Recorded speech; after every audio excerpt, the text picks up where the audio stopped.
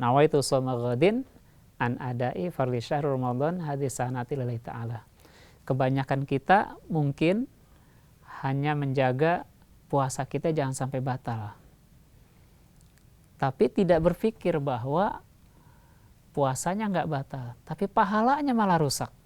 Apa yang dapat merusak pahala puasa?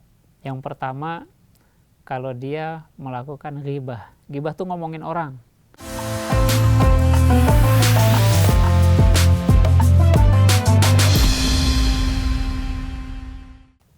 Bismillahirrahmanirrahim. Assalamualaikum warahmatullahi wabarakatuh. Alhamdulillahilladzi amarona bittaqwa wal ibadah, wassalatu wassalamu ala rasulillah Sayyidina Muhammad ibn Abdillah wa ala alihi wa sahbihi wa man tabi'ahum bisanin ila yaumil qiyamah. Amma ba'du. Pemirsa Sindo yang dirahmati Allah Subhanahu wa taala, alhamdulillah hari ini hari keempat kita berjumpa kembali di bulan suci Ramadan tahun 1447 Hijriah. Mudah-mudahan semua rangkaian ibadah bulan suci Ramadan kita diterima oleh Allah Subhanahu wa taala. Amin ya rabbal alamin. Pemirsa Sindo yang dirahmati Allah, karena itu betapa pentingnya bagi kita mengikuti jejak bagaimana ibadah puasanya Rasulullah Shallallahu alaihi wasallam. Puasanya Rasulullah, di dalam sebuah riwayat dikatakan Rasulullah itu mengakhirkan sahurnya. Mengakhirkan bukan berarti habis subuh, ya. Karena ibadah suci Ramadan, terutama puasa, ini ada batasan waktu yang sudah ditentukan. Mulai dari waktu subuh sampai datangnya waktu maghrib. Sehingga kita harus sahur dipastikan sebelum datangnya azan subuh. Pemirsa Sindo yang dirahmati Allah Subhanahu wa taala, mengakhirkan sahur berarti mendekati waktu yang kira-kira cukup untuk makan sahur sebelum datangnya azan subuh.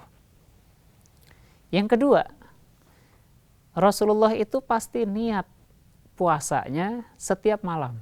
Karena itu kita dituntun oleh imam sholat tarawih, kadang juga dituntun oleh orang tua kita, dan kalau di majlis ataupun di pesantren kita dituntun oleh guru-guru kita setiap malam untuk melakukan niat ibadah puasa untuk besok hari. Nawaitu shoma ghadin an adai fardhi syahr Ramadan hadis sanati lillahi ta'ala. Saya niat puasa esok hari di bulan suci Ramadan tahun ini fardu karena Allah Ta'ala. Dengan niat itulah ya kita bisa mengikuti jejak bagaimana ibadahnya Rasulullah SAW. Yang ketiga, pemirsa Sindo yang dirahmati Allah Subhanahu wa taala, Rasulullah selalu menyegerakan untuk berbuka puasa. Sekali lagi, menyegerakan di sini harus pakai ilmunya. Apa ilmunya? Tentu ketika datang azan maghrib yang masuk waktu di lingkungan kita, maka disitulah kita jangan nunda-nunda, jangan dientar-entarin, jangan ditunda-tunda lagi, maka harus kita lakukan segera berbuka puasa untuk memutuskan atau membatalkan puasa kita. Disebut menyegerakan ini bukan berarti datang waktu azan asar terus kita minum. Maka itu namanya berbuka puasa sebelum pada waktunya. Atau kita mengikuti azan maghrib tetapi di daerah yang bukan daerah kita, yang tentu bisanya itu bisa lebih dulu, maka itu bukan menyegerakan namanya. Itu berbuka sebelum pada waktunya. Oleh karena itu, untuk wilayah Indonesia Barat, maka ikutilah waktu azan maghrib Indonesia Barat. Jangan ngikutin waktu Indonesia Tengah, apalagi Timur. Kenapa? Karena itu bukan waktu untuk kita.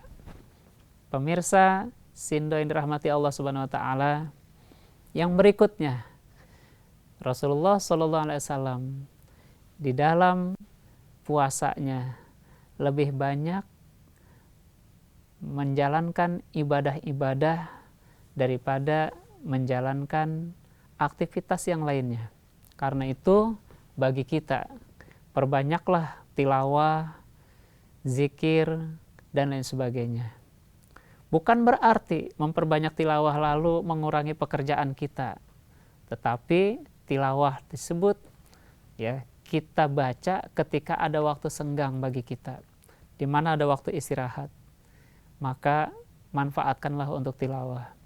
Sambil bekerja, bagi Anda barangkali yang menjadi supir, yang menjadi ojek online dan lain sebagainya, ataupun karyawan, maka kita bisa sambil sholawat, zikir, dan lain sebagainya. Yang berikutnya adalah hindari hal-hal yang dapat merusak pahala puasa. Pemirsa Sindo yang dirahmati Allah Subhanahu wa taala. Apa sih yang dapat merusak ibadah puasa kita? Kebanyakan kita mungkin hanya menjaga puasa kita jangan sampai batal. Tapi tidak berpikir bahwa puasanya nggak batal, tapi pahalanya malah rusak. Sayang ketika kita kerja tapi kita tidak mendapatkan gaji. Inilah orang-orang yang merusak kualitas pahala, meskipun kualitas puasa yang dirusak, meskipun ibadah puasanya mungkin tidak batal. Apa yang dapat merusak pahala puasa? Yang pertama, kalau dia melakukan ghibah. Ghibah tuh ngomongin orang. Kadang-kadang jamaah ngomongin ustadznya. Ini juga banyak banget nih. Ingat itu, ya, puasanya nggak batal, tapi pahalanya rusak, hancur. Sayang banget kan, cuman gara-gara ngomongin. Ada ustadz ganteng, dikatain sama dia. Dia kayaknya nggak cocok jadi ustadz dah, cocoknya jadi artis. Tapi kalau ada ustadz yang jelek, itu yang ngeliatin pada ngusap-ngusap perut, amit-amit itu ustadz jelek banget. Ada juga yang kayak begitu. Ini juga bahaya juga. Pemirsa Sindo yang dirahmati Allah Subhanahu wa taala, selain ghibah, ada juga fitnah. Ini fitnah lebih parah lagi. Kenapa? Dia lebih kejam daripada membunuh. Karena itu hindari. Karena itu dapat merusak pahala puasa. Ada lagi sumpah palsu. Udah nyebut demi Allah, tapi ternyata dia masih berdusta, masih berbohong. Ada lagi yang dapat merusak pahala puasa adalah di mana dia berbohong. Dia berbohong. Banyak nih yang bohong. Suami sama istrinya bohong. Istri sama suami juga ada yang bohong. Dan kalau sudah bikin bohong satu, maka dia harus mempersiapkan banyak kebohongan untuk menutupi kebohongan yang satu tadi. Dan yang terakhir adalah wa nazratu bisyahwat, yaitu memandang dengan syahwat.